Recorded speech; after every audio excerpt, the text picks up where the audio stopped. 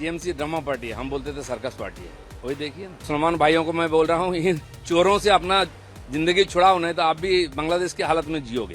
पश्चिम बंगाल के राजनीति में बजट को लेकर चर्चा लगातार तेज होती जा रही है।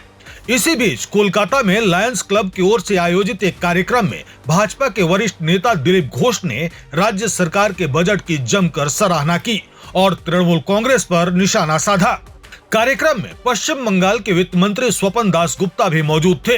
इस दौरान मीडिया से बात करते हुए दिलीप घोष ने कहा कि बंगाल ने पिछले 50 सालों में ऐसा बजट नहीं देखा है।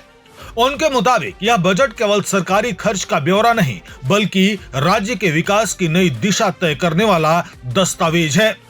दिलीप घोष ने कहा कि वर्तमान सरकार सबका साथ सबका विकास के सिद्धांत पर काम कर रही है।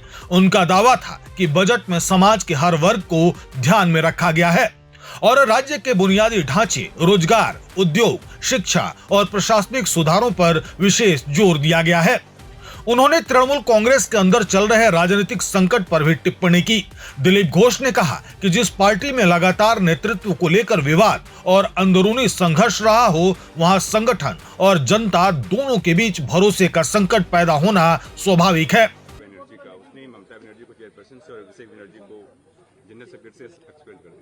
नहीं, उनको कौन बोला था उनको चेयरपर्सन बनाने के लिए, और हटाने के लिए भी कौन बोला है?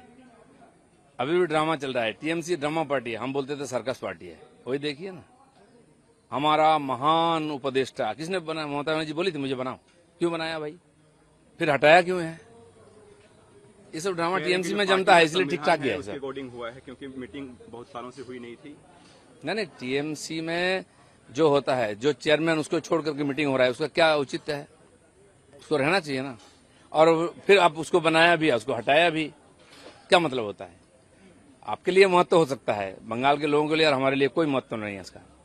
सर बजट जो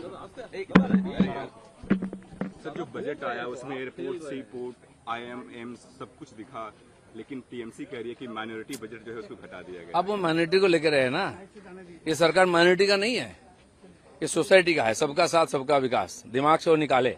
और मुसलमान भाइयों को मैं बोल रहा हूँ, इन चोरों से अपना जिंदगी छुड़ाओ, नहीं तो आप भी बांग्लादेश की हालत में जियोगे। ये सरकार सबका साथ सबका विकास का है, सबके लिए काम कर रहा है। नरेंद्र मोदी जी को देखिए, 12 साल से घर में बैठे बैठे सब मिल रहा है। तो टीएमसी कुछ नहीं दिया, इनको गुंडा, माफिया, चोर, डाकू बना के जेल में डाला।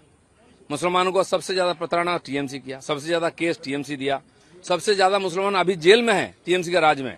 और जितने गुंडा मुसलमानों को उनका नेता बनाया, देखिए लोग दौड़ा दौड़ा कर अंडा खिला रहे हैं उनको। इसको बदलना चाहिए। टीएमसी का बोलिए बहुत काम किया, अब विश्राम करो, काम हम कर रहे हैं, देखो उसको। चुनाव के दौरान जो मैनिफेस्टो था, कहीं न कहीं उसका झलक दिखा बजट में सर। नहीं, वो हम तो हर डिपार्टमेंट को हमारा मैनिफेस्टो दे दिया था कि इसी का आधार पर आप कार्यक्रम करिए और योजना बनाइए। उसका आप देख रहे हैं रिफ्लेक्शन। ये ऐसा बजट हुआ है कि पिछले 50 साल में कभी बंगाल के लोग ऐसा बजट देखा नहीं है। और अभी तो बजट हुआ है, अभी काम भी देखिए। ठीक है।